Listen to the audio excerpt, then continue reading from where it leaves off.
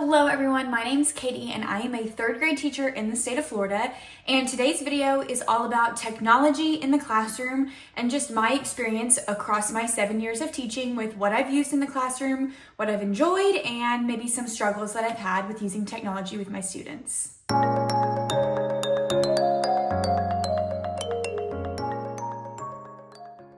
This video is going to be super casual. I just wanted to kind of sit down and talk through some of the different technologies that I've used in my classroom. This is a question I get quite often, like what kind of programs do you use in the classroom? How do you use technology in the classroom? So I thought we'd just do a little sit down chat video about some of the things that I've used.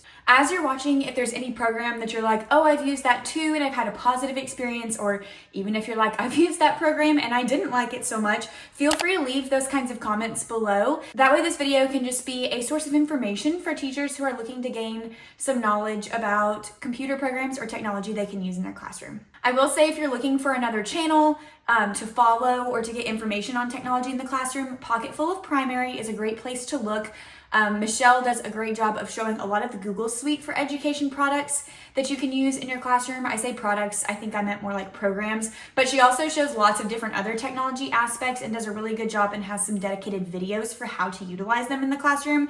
So again, Pocketful of Primary is a great resource for in-depth videos on how to use specific programs in your classroom. This video is just intended to be an overview of what I've used throughout my years of teaching. So first, let's talk about how technology has changed across my 7 years of teaching. I started teaching about a year and a half before COVID, and at that time I taught first grade in the state of Alabama, and we had a set of Chromebooks in my classroom, just a few. We probably had like 6 Chromebooks for my entire classroom, so I would use them at computer centers and students would log in and maybe do a program here or there as one of their rotations when I did small group rotations, but it wasn't super technology heavy that year from a student's perspective. Then COVID happened, and when COVID happened, we went digital and every student was assigned a Chromebook to take home. I did not have to do any virtual teaching during COVID. We produced slideshows and voice recorded over them and just pushed that out to students to use at home and just checked in with families via phone call. So that was pretty nice to do that spring. And then I went back to in-person teaching that fall. And when I went back to in-person teaching, at that point, we were one-to-one with students as far as Chromebook devices go, which means that every student in my classroom had a Chromebook that was assigned to them and they kept it in the classroom at all times. And that is still what teaching with technology looks like for me today. That was back in 2020, so like my third year teaching, the beginning of my third year teaching, and this is year 7, and every year since then I've been one-to-one with Chromebooks for my students' technology device that they have in their classroom. So that's what I have the most experience with. I've never used iPads or any kind of tablets in the classroom. I know some schools are one-to-one with iPad devices. I don't have any experience with that. The only thing my students have had since I've been teaching are Chromebooks. So that's kind of an overview of what technology has looked like or how it's kind of evolved since I've started teaching and where we are right now. So the rest of the video, what I wanted to go over were what were some programs that I've utilized and kind of give my honest feedback and opinion on them. And I'm going to break it into 2 sections. I have programs and technology that I've used as a teacher, and then programs and technology that my students have utilized in the classroom. So let's start off with the teacher category. Obviously, email is a technology that all teachers use, but in my district in Alabama, we use Google for Education Suite products, so like Google Slides, Google Docs, Gmail, all of those things at that district. I really loved the Google Suite for Education. I'm level 1 Google certified for educators. I just think there's a lot of very neat programs that the Google Suite offers for teachers. One of the ones that I used heavily when I taught in Alabama and when I taught first grade was Google Slides. It's like their version of PowerPoint, and I made like all of my lesson plans on Google Slides when I had Google Suite for Education products. So if you're watching one of my videos now, I use PowerPoint more because the district I'm at now uses Microsoft Suite and not Google Suite. But I preferred Google Slide to making PowerPoints. I just felt like it was really easy to pull up a Google slide on the spot and that the formatting stayed more consistent. So if I was editing a Google slide at home, it's going to look the same as if I pull a Google slide up on my smartboard in my classroom. Whereas PowerPoint's a little bit different because I can make the PowerPoint at home and then I upload it onto OneDrive, and then when I pull it up on my smartboard, it might look different because the fonts are different or because I have to download it. And I just don't really prefer the digital presentation mode for PowerPoint, like the online presentation mode. I prefer having it like the physical PowerPoint program, if that makes sense. Whereas Google, you could just pull it up in Google Drive, and the online presentation mode was great. So there's my little 2 cents about that, but both are great, and I teach with slides often. So that's something that I have used as a teacher. I've used Google Drive, and then now I use OneDrive for Microsoft, and I keep all of my files stored in a digital way. I have lots of folders, and I organize it a lot by folders with my digital resources. And I believe I go over that in one of my videos that I made, probably like 4 years ago. That's time management for teachers. I'll link that in the cards.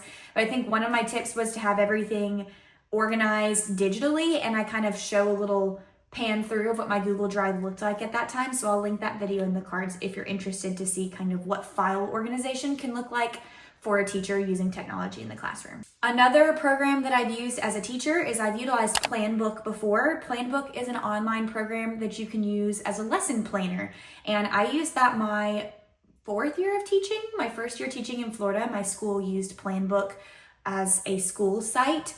So administrators could get onto your Planbook and see what your lesson plans are. If you were a digital planner, I really did like Planbook for digital plans. I also like that I could collaborate with other teachers for Planbook, so they could go in, like if you team plan a lot, you can go into like a common Planbook and you can add lessons into that, and I really liked that aspect of it. I've transitioned back towards planning physical copy, writing it down in my planner, because that's what I prefer this year. But if you're a digital planner, there is a free version of Planbook that you can try out, and I'd recommend that. I will say that the paid version was better than the free version, but see if your school district will pay for that, if it's something that your school site is using, because personally, I wouldn't want to pay my own personal money to use Planbook, because I know there are other options out there. A lot of people use Google Slides and they just set up a planner on Google Slides.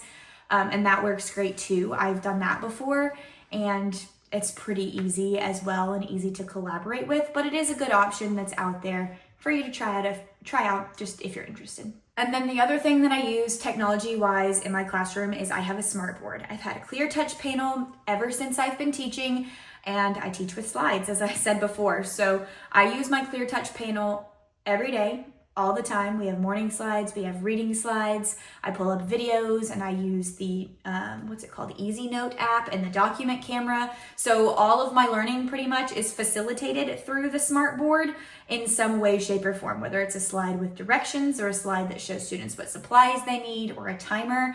I use that as just the hub for all of my lessons. So I'd love to know, do you have a smartboard that you use, or do you have a projector? What kind of resources do you have technology-wise in your classroom for like presenting? I'm really curious to know.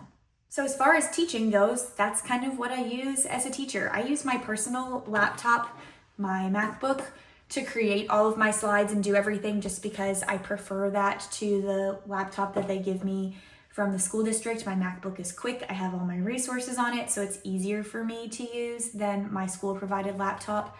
But yeah, that's kind of what I use as a teacher.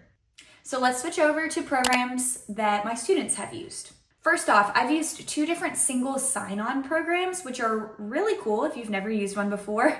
This would be a district level thing. I have used Clever and I've used ClassLink, both of which are a program that your district would purchase and would use that allows students to sign in to one program essentially, and then it gives them tiles for all of the different district programs that they use.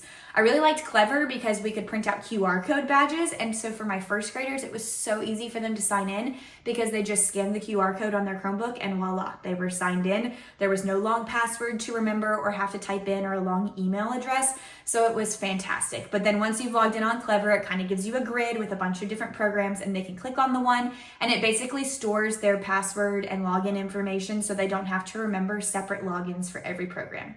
ClassLink is the same. My students use ClassLink now. They sign in with their school email and their school password, and then it pulls up the grid so they don't have to remember their individual passwords for every single program that my district provides. So if your district doesn't have something that's single sign-in, I would definitely recommend talking with your principal. Clever and ClassLink are two examples, but it just makes signing in to technology programs so much easier for students and eliminates all of the time wasted by having to type in or remember or print out or store individual passwords for your students. As far as programs that my students use on the Chromebook, now first let's talk about when my students use Chromebooks. When I taught first grade, as I mentioned before, I would always use it as a rotation in my small group rotations, which means they would use it probably every other day or so to do some kind of program on. And I believe, if I'm not mistaken, my school in Alabama, and then when I taught first grade here in Florida, also had a dedicated time that they worked like 20 minutes on their Chromebook, like a computer time. And honestly, that's about it though. Unless I'm using some kind of program in some unique way for a lesson, that's all I would use the Chromebooks for my students during the day. I prefer them to be engaged in a whole group lesson or a small group lesson with me and use a little bit less technology. Plus, I taught first grade and they just aren't as fluent with using technology independently. So it was harder to just say like, oh, go do this on your Chromebooks. Now that I teach third grade, they can do a lot more on their Chromebooks, and that's pretty nice, so I can give them more assignments and things to do. But again, I still try to limit it. We have, like, during my whole group block lessons, we really don't use Chromebooks like ever. I'm teaching, we're reading a physical copy of something, we're doing partner work, we're talking with our table groups. I use it more during our flex intervention time. That's when they get on some of those computer programs, and they're used more supplement to kind of, and I'll talk about some of these programs later, but to kind of identify where my students are and meet them at their level and provide them with things that they need as I'm pulling flexible groups. So that's kind of how technology is utilized for my kiddos. I really try not to just have them sit and do things on the Chromebook when I'm teaching my whole group lesson. And if you've watched any of my vlogs and seen my slides, you'll notice that there's like nothing in there with computers because we are engaged in conversation or in lessons or in practicing on whiteboards, basically my whole lesson. Now let's talk about what some of those programs are that they use. One that I really love, this is probably my favorite computer program that I've used in my 7 years of teaching, is Lexia.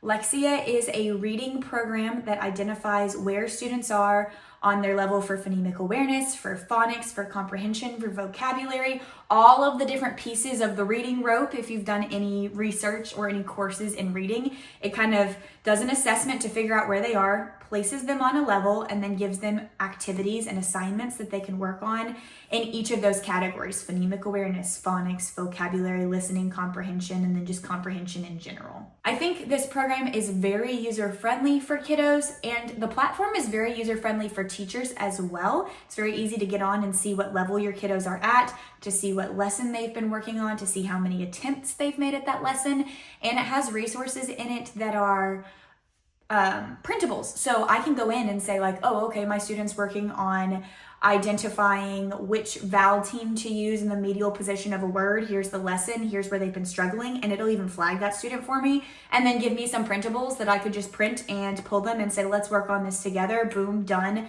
Go back and practice it on your Chromebook. Like it's a very solid program. So I would definitely recommend Lexia if you're looking for some kind of reading intervention program. And I love that it levels the students, so they're always working on what they need specifically, especially after COVID where we had some learning gaps. It was good to be able for students to go and like fill some of those phonics gaps with the Lexia activities. Now, I don't rely on it as heavily. We did a lot more of it in, like I said, in those COVID gap years, but now that we're a few years post-COVID, I have my students do, and I know this is below the recommended amount, but most of my students are pretty close to grade level, and so I have them do 4 units of Lexia at least every week. It's definitely recommended that they do more than that, I think. I don't know, it depends on the student and where they test into, but that's what I've been doing in my classroom this year, and we do that during that intervention flex time. I will say a caveat with Lexia is if you're using it, is that how you say that word? Caveat? I don't know. Anyways, if you're using Lexia, I always track student progress and how much they've worked based on how many units they've completed. Don't track based on minutes. You can can track based on minutes. But what I found in some of my years is that if students didn't sign out correctly, that it would just be counting minutes, and it would be like, oh, well, the students worked 120 minutes and they haven't actually finished any units. Or some students will log in and just kind of sit there and it counts that as minutes. So they'll be like, well, I worked 40 minutes, but they only completed 1 unit. So I always look and see how many units they've completed, which is like individual activities within each of those categories I mentioned earlier. And it's a great way to keep track and like keep your students responsible for tracking their usage on that program. Can't say enough good things about Lexia. There's really not anything that I dislike about it. Let's see, I've got my list right here, so I keep looking back. Next one is IXL. I got to use IXL a little bit last year. We did a pilot at the end of the year, and I really liked IXL. It was different from Lexia. I used it for both reading and math last year in our program, like pilot program that we did. This year they did not get it for reading, so I have not been using IXL, but our math teachers are still using it. Probably my favorite thing about IXL, if you go and you look it up and you research it, is that it has skills that are like sorted based on different curriculum programs and based on standards. And what I mean by that is we used Go Math for Florida. So I could go into Go Math Florida and I could click on, we're on chapter 7, lesson 3, and it would show the IXL activity that supports that. So when I used it last year during my math lesson, I would teach the whole math lesson. I really wouldn't have students on their devices. I'd have slides. We'd be doing things on their whiteboards or with manipulatives. And then at the very end, we'd do a couple practice problems in their workbook, and I'd check over those to see which students are mastering specific skills and who I needed to come and do it at my table again. And then once we did that, like after we kind of checked our workbook pages, for that last 15 minutes when I'd pull some groups to kind of really do a close in-depth teaching at the table, I would have students write down their homework and tear it out, and I'd give them the IXL code that matched the lesson. So if we were in chapter 7, lesson 3, I'd write up, okay, on IXL, you're gonna go in and type in the code XYZ. And when they type that up, they can just click, boom, and they're practicing exactly what we just did in the lesson, but on the computer. And it does have videos, so if the students get stuck, they can click on a video that shows them the skill. And I'd say, okay, you've got to work on this until you're at 85% mastery, and then you can do a couple of different options. Like then you can read, because we kind of transitioned into our AR time. So it's like, then you could go ahead and do independent reading, or if they wanted more extra math, like practice on a different program that I'll mention later, they could go do that. So I really loved that, and it did it for standards too. So when I had conferences with parents, I could tell based on state testing, I could say, okay, look, we really need to work on, like specifically in reading, we really need to work on standard ELA 3 1.2. And I could write down the code, like the 3 or 4 letter digit code that matched that specific standard, and give it to a parent and say, okay, when they get home, have them type this in, and they're practicing that best standard. And I love that about IXL. There were some group features that you could use, like group jams where the kiddos could all work on activities together and do competitions against each other. You could also use it as a teaching tool and do, I think that was still a group jam. I don't know, where you just teach it as a lesson. I used it last year, so my IXL lingo is not as good as it used to be, but I could use it on the board as a whole like class activity. So if there was a specific standard that I was like, dang, we really like tanked that and I want to go over it with them again, we could do that at the end of a lesson as a fun review. And I really liked that. And one of the things that I loved for it as far as reading goes is it was kind of a short way to practice the skills, because some of these skills I feel like we get so bogged down in, I'm trying to teach my students how to find a main idea and how to know if a detail is related to the main idea. And sometimes you can get so bogged down in, my students are reading like 5 paragraphs just to practice this one skill, and I really just need a quick way to practice it.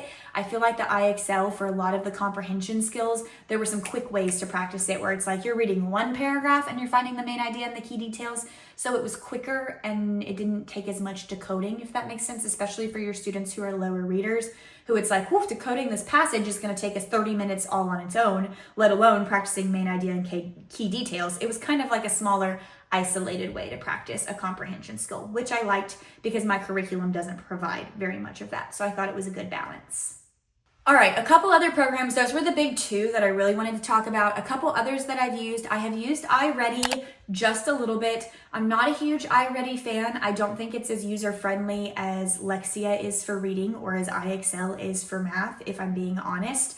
And some of the placement tests, like students just get bogged down in the placement tests. They did like the iReady like math games. I thought those were good incentives for students to use, like, hey, you got to work this long on iReady and then you can do the math games.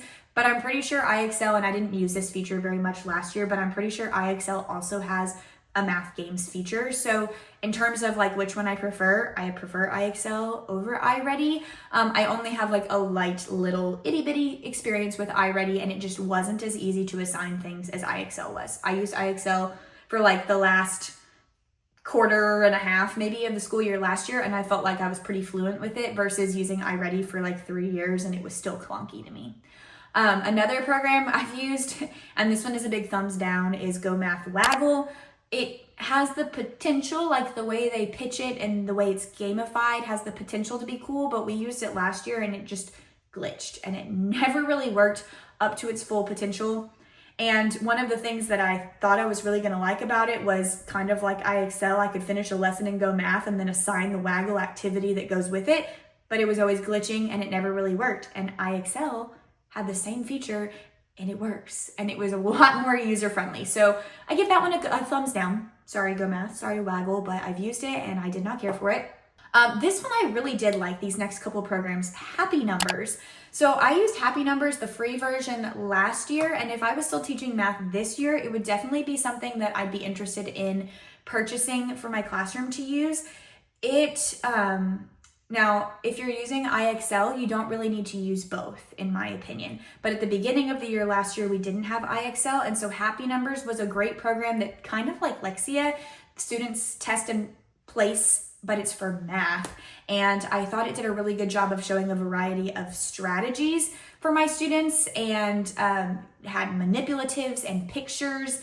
And so as far as math goes, I felt like it was very good at showing like all of the concepts of math in each of the levels, if that makes sense. Like it shows regrouping and it shows it with the base 10 blocks, and the students manipulate the base 10 blocks on the screen to fill in the blanks for Happy Numbers. I felt like it was really good. And because students could place in, I had students who were working ahead. So I had some that were working on multiplication before we even got there because they were ready for it. But it doesn't just throw them into the deep end. It started with multiplication like I would start teaching it, like repeated addition and equal groups. And my kiddos loved like earning different gems, and there were like little avatars, and they really liked Happy Numbers a lot. So if you're looking for a math program, I know you can get like a free trial version of that. I would definitely recommend you trying it out, maybe keeping some of the data from it so that you could show that to your district or to your admin and just say, hey, this is something we're interested in for math. It was quick, it was easy. Again, it's not meant to replace you being the teacher, but it's a good supplement program for math, I feel like. Another program that I really liked was 99 Math. I've actually worked with 99 Math on past videos before. Fact Fluency. It's pretty much Fact Fluency with multiplication, division, addition, subtraction. There's also some geometry, some time, some other math skills on there. Very, very motivating for students to work on multiplication. They can do speed drills. It was great. And I used it last year to like pass off your different fact levels. So like we're going to pass off our 3s, and I would assign them a 99 Math. Like they can get on and work on their own, or I could assign them one with a code, and then I could see their specific score and say, okay, this person passed their 3s, etc. So it was a great program for math fact fluency, and I'm pretty sure it's free. Definitely sure that it's free. I'm sure there's a paid version. I can't remember exactly, but I know that the one that I used was free. And for what you get for free, it was a lot of bang for no buck. Another program, I've used another one for fact fluency. I've used, 99 Math and Extra Math. I've used Extra Math free version, and that one is good too, but it's more just like drill on multiplication, division, addition, and subtraction. So like speed drills. And it doesn't have as many cool elements as 99 Math did. So my students were way more motivated to get onto 99 Math. With Extra Math, that's with an X, like XTRA. They were kind of like, well, I gotta do Extra Math. But Extra Math also was kind of nice because it only let the students work for a certain amount of time per day. So I think that was one of the things I would do after iExcel Like I'd say, okay, work on this lesson on IXL, then do your extra math, and it would be like 5 minutes of practice with fluency, and then it would move on to something else. It does have good data as well. I felt like the teacher version was pretty easy to use, so you could see who has mastered which facts and subtraction, addition, multiplication, stuff like that. And I used the free version of that as well. There's definitely more features with the paid version, but the free version worked for what I did in my classroom. Okay, I've got 2 more that I wanted to highlight. Epic. I loved using Epic Books. I used it when I taught first grade in Alabama, and I used it my first 2 years teaching in Florida. My district, unfortunately, now does not let us use Epic just because of, if we're being transparent, it's like a data policy. They did a big sweep in the state of Florida of computer programs and what their data policies are, and if they didn't follow specific requirements for my district, our students are not allowed to make accounts on it. Now, I still have a teacher account, I just do not have any student information in that account, so my students cannot get on and access the books, which unfortunately takes away like most of the fun from Epic. If you've never used Epic, it has a lot of digital ebooks, and I loved them because there's a lot of them that will read to your students, which is fantastic, but also you could curate collections. So when we learned about folktales, I could type in folktales, and a lot of teachers have already curated collections on folktales, which was super nice. Or I could go through and make a little collection about a topic, and I would just give it to students. It was a great way for them to read about a topic we were learning about. For example, we're doing historical fiction on the Titanic, and we've done this for the last 3 years. So like 2 years ago when my students could use Epic, I made a collection of books about the Titanic. So if they finished early, one of their early finisher activities was they could go read books from that collection. So they're building their background knowledge on something. It was amazing.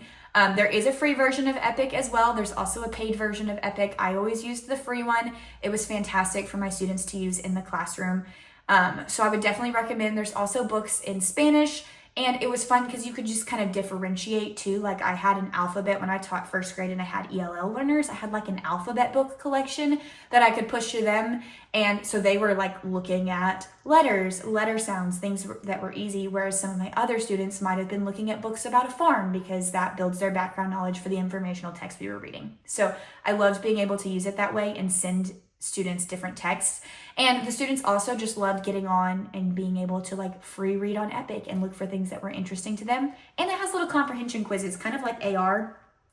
Ooh, I didn't even put AR on this list. That's a whole nother subject.